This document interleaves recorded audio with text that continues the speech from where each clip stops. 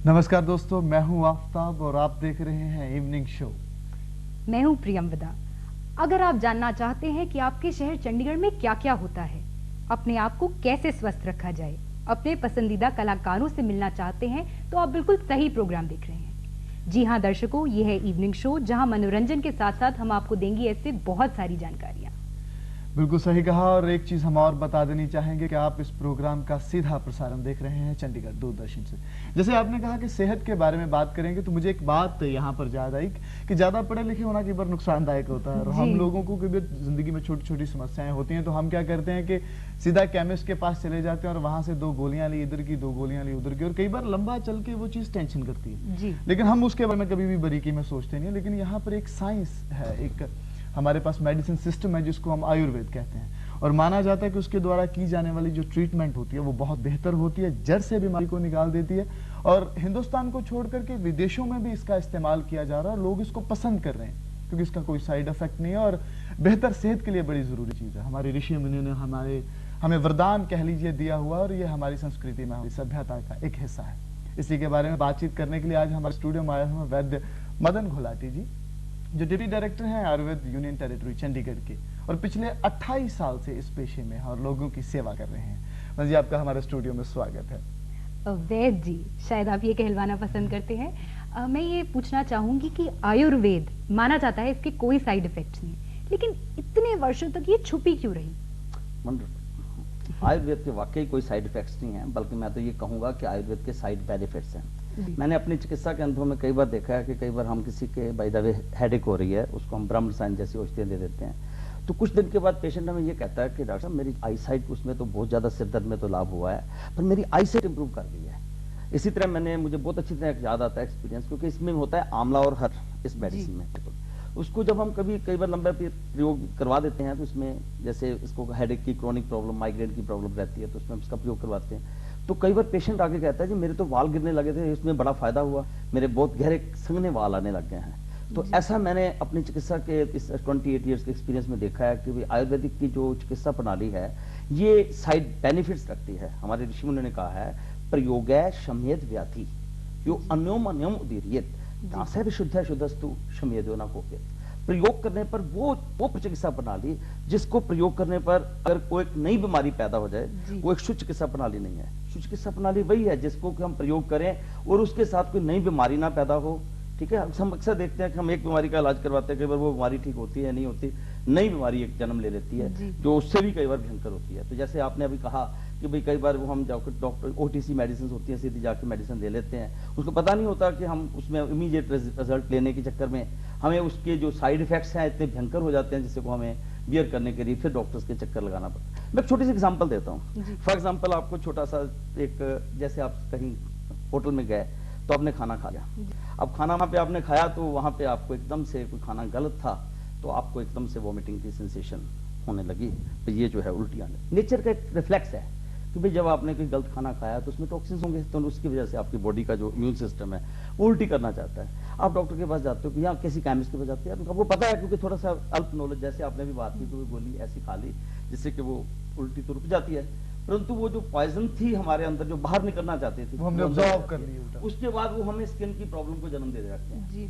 ठीक है, ऐसे मैंने अक्सर देखा है कि छोटी छोटी बीमारियों के लिए जब हम बिना मतलब उसकी डॉक्टर की सलाह लिए या किसी वैद्य को कंसल्ट किए कोई मेडिसिन बिना उसके ले लेते हैं, तो उसके हमें साइड इफेक्ट्स तभी फेस करने पड़ते हैं। तो जब हम विधिवत आयुर्वेद के किसी वैद्य के पास जाकर के या किसी अच्छे मॉडर्न सिस्टम की मेडिसिन लेनी है तो किसी डॉक्टर की पूरी सलाह लेकर के करते हैं, तो मैं समझता हूँ कि उसके कभी भी आदमी को कभी कोई नुकसान नहीं होता है। जब हम अपने आप जो जैसे अल्प है ना वैसे एकदम से चल गए तो उससे जो है वो व्यापार में एक चीज यहाँ मेरे दिमाग में आई, जैसे आपने कहा बिल्कुल दुरुस्त कहा कि हमारी, क्योंकि आधा अधूरा ज्ञान हमेशा ही खतरनाक होता है, वो तो दोनों तरफ से काटता है। एक तो ये भ्रम है कि हमें पता है और दूसरा हमें पता भी नहीं है। बिल्कुल ठीक कहा। बट एक चीज है, मैंने आपकी बात मानी कि साइड इफेक्ट नहीं, उल्टा इसके साइड बेनिफिट है। ठीक है, आयुर्वेद में भी कुछ ऐसी दवाइयां हैं जो ब्रांडेड आ गई, जैसे खांसी है तो वो आपको ये एक शीशी थमा देंगे कि आप इसको पीजिए तो दुरुस्त हो जाओगे। बट जो वैद्य प्रणाली है, वो जो हकीम वाला ट्रेडिशन है, अभी भी वो क्या करते हैं कि वो एक 15-20 पुड़ियां बांधेंगे, ठीक है, जिसमें 15-20 चीजें होंगी, उसको मिक्स करके रगड़ करके वो पुड़ियां बांध के दे देंगे।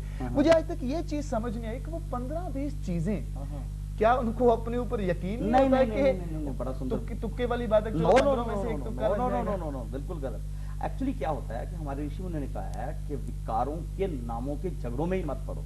विकार नाम अकुशलम ना जिरहात कदाचिन ना ही सर्व विकाराणाम नाम तो अस्तित्व। ऐसा कभी नहीं होगा कि बीमारियों के नाम ही देते रह जाओगे। हमें कहा है विकारों के नामों के झगड़ों में मत पड़ो। बड़ी बड़ी भयंकर बीमारियां आएंगी, एड्स आएगा, कैंसर आएगा, मल्टीपल स्क्लेरोसिस आएगी, सार्कोइडोसिस आएगी, इतनी भयंकर बीमारियां आपको फेस करनी पड़ेंगी। हमारे ऋषि मुनियों ने 5000 साल पहले ये कह दिया था। तो उसमें ये बात उन्होंने बड़ी स्पष्ट कही। फिर करना क्या चाहिए? तस्माद विकार प्रकृति अधिष्ठान अंतराणिचा समुत्थान वेश्या बुधवा कर्म समाचरे ज्ञान बुद्धि प्रदीप योनाविष्टि योगीवत अत्रस्य अंतरात्मा नाम नासा रोग चिकित्सक। ज्ञान और बुद्धि का दीपक लेकर जब तक उसकी अंतरात्मा में नहीं घुसोगे तो आप उसकी चिकित्सा नहीं कर सकते। ट्रीटमेंट करना है तो आप ब्रांडेड दवाई ले लो, नो प्रॉब्लम, सिम्टम दब जाएंगे, सुप्रेशन हो जाएगा। परंतु अगर एरेडिकेट करना है किसी बीमारी को तो उसके लिए क्या चिकित्सा होगी? पूरे के पूरे उसके दोषों को देखना पड़ेगा। उसकी प्रकृति पल्स देख करके उसके दोष कौन से हैं, मींस उसके जो ट्राई एनर्जीज वात पित्त कफ होती है हमारे, उसका इंबैलेंस को जजमेंट करनी पड़ेगी कि क्या उसकी काइनेटिक एनर्जी खराब है, क्या उसकी थर्मल एनर्जी खराब है, क्या उसकी पोटेंशियल एनर्जी खराब है। रूट्स में चले जाओ, रूट्स में जाना पड़ेगा कि कौन सा दोष, कौन सी उसकी वाइटल एनर्जी का इंबैलेंस है, फिर उसका दूषय कौन सा है, कौन सी धातु में बीमारी है। तो दोष दूषय समूषणा को जब विघटित करते हैं तो हमारा जो आयुर्वेद का चिकित्सा सूत्र है उसमें हमें उन दोषों को ध्यान में रख करके दोष तकनीक चिकित्सा करनी पड़ती है। दैट इज नॉट व्याधि तकनीक चिकित्सा। जैसे आपने बात कही कि ब्रांडेड औषधियां आ गई हैं, ब्रांडेड औषधियां एक्चुअली व्याधि तकनीक चिकित्सा इमीडिएट रिलीफ पेशेंट के सिम्टम दबाने के लिए दी जाती हैं। इसका हमारे इस ब्यूटीफुल साइंस के साथ कोई लिंक नहीं है। हमें तो दोषों को ही देखना पड़ता है और उसके हर पेशेंट की प्रिस्क्रिप्शन इंडिविजुअल होती है, हर पेशेंट की प्रकृति डिफरेंट होती है। हर पेशेंट का जो उसका जो आयुर्वेद में जो मौलिक सिद्धांत है, जैसे 7 हमें बताया कि यहाँ पे हमारा जो है सबसे इंपॉर्टेंट सिद्धांत है वो पंचमहाभूत सिद्धांत है। ठीक है, जिस सिद्धांतिक चिकित्सा पृथ्वी जल तेज वायु का हम कहते हैं ना, कण कण में भगवान है। What is that? भा से भूमि, का से गगन, वा से वायु, आ से अग्नि, ना से नहीं। हम पंच भौतिक संगठन है, पिंडे से ब्रह्मांडे, जो ब्रह्मांड में देखते हो वो इस पिंड में है। तो मैक्रोकोसम लेवल के ऊपर जो एनर्जीज काम कर रही हैं वो हमारी बॉडी में माइक्रोकोसम लेवल के ऊपर जो है वात पित्त कफ के रूप में होती हैं। इसके इंबैलेंस को पकड़ना, वात पित्त और कफ को अंडरस्टैंड करना जो है ना, that is the main quality of a वैद्य। जब हम उसको वात पित्त किसका वात बढ़ा हुआ है, जो थर्मल एनर्जी में इंबैलेंस है, उसकी पित्त की क्या पोजीशन है, इन चीजों को जब हम ध्यान में रख करके चिकित्सा करते हैं तो पूर्ण सफलता मिलती है। हमें जो भयंकर से भयंकर बीमारियां जिसको कि आइसो का जो ऑटोइम्यून डिजीज हैं, जैसे कि उनके लिए बड़ा डिफिकल्ट हो गया हुआ है ऑटोइम्यून डिजीज को संभालना, तो उसके लिए इम्यूनोसप्रेसेंट डिजीज हमें फेस करनी पड़ रही हैं। उसमें आयुर्वेद इज वंडरफुल। तभी आप शायद इतनी सारी पूरियां देते हैं। अच्छा, इसलिए हमें उसको कॉम्बिनेशन देना पड़ता है। अच्छा, मैं एक सवाल पूछना चाहूंगी आपसे कि शुरू में जब एलोपैथी आई थी तो ये इल्जाम लगाया जाता था कि एलोपैथी बहुत महंगी है, पर आज जो लाइफ सेविंग ड्रग्स हैं एलोपैथी की वो तो चंद रुपयों में आ जाती हैं। लेकिन आप लोगों के पास अगर ट्रीटमेंट के लिए कोई इंसान जाए तो 15-20 दिन भी अगर ट्रीटमेंट चले तो हजारों रुपए लग जाते हैं। ट्रीटमेंट आप वर्ड जो कह रहे हैं उसमें और क्योर में बहुत फर्क होता है। आयुर्वेद में ट्रीटमेंट पे विश्वास नहीं किया जाता, आयुर्वेद क्योर करता है। Ayurveda what is the problem पे नहीं जाता, goes to the root, why is the problem. इतनी महंगी क्यों है? महंगी का जहां तक आपका क्वेश्चन है उसका रीजन ये है कि हमारी जो बेसिक जो जड़ी बूटियां हैं, जो जैसे हमारा हर बेहड़ा आंवला की कोई हमने वो तो बहुत सस्ती हैं। अब बेहड़ा अगर चंडीगढ़ में ही मैं देखूं तो मेरा ख्याल अगर हम कई गाड़ियां उठाकर ले जाना चाहें तो इतना बेहड़ा जहां लगा हुआ है, अर्जुन बहुत ज्यादा मात्रा में है। अर्जुन के 1-1 लाख रुपए के लोगों को बाईपास करवाना पड़ता है, सिर्फ अर्जुन की शाल का चूर्ण ले लिया जाए, उसकी चाय बना ली जाए, बहुत सस्ता है। इससे सस्ता क्या हो सकता है? सिर्फ अवेयरनेस की कमी है हमारी। जो जैसे आपने मीडिया ने स्टेप लिया कि मुझे बुलाया, आपने आयुर्वेद का जो मैसेज दिया सोसाइटी को, लोगों को पता चलेगा आपकी काली मिर्च क्या महंगी है। काली मिर्च से आपका परमानेंटली जुकाम खत्म हो सकता है। आपकी हल्दी से क्या सस्ता हो सकता है बताइए? Haldi is the best anti allergy, anti histamine, antiseptic, antibiotic, anti analgesic and anti cancer. Anabolic activity is wonderful.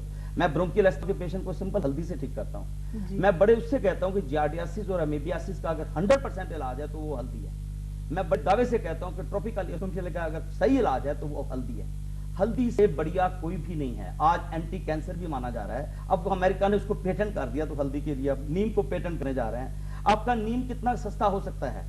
मैं ये समझता हूं कि आज बेस्ट की, क्योंकि हम जब योगा बन के भारत वापस आ रहा है, आयुर्वेद भी आयुर्वेदा बन के वापस आएगा। ये हमारी वो है, बस अवेयरनेस की कमी है। वैसे बेसिकली आप बहुत हर्बलिस्ट आ रहे हैं आगे आपके सामने कि वो लोग आयुर्वेद को उठा रहे हैं, वो बड़ी बड़ी यूनिवर्सिटीज बना रहे हैं। ऐसे सपने सुनते हैं हम रोज टीवी में, आस्था चैनल पे मैं देखता हूँ वो आते हैं स्वामी जी, वो बड़ा अच्छा। चलिए, बहुत बहुत बढ़िया अग्रज साहब, आप हमारे स्टूडियो में आए और इतनी जानकारी हमें दी। हमें उम्मीद है हमारे दर्शकों को इससे काफी फायदा।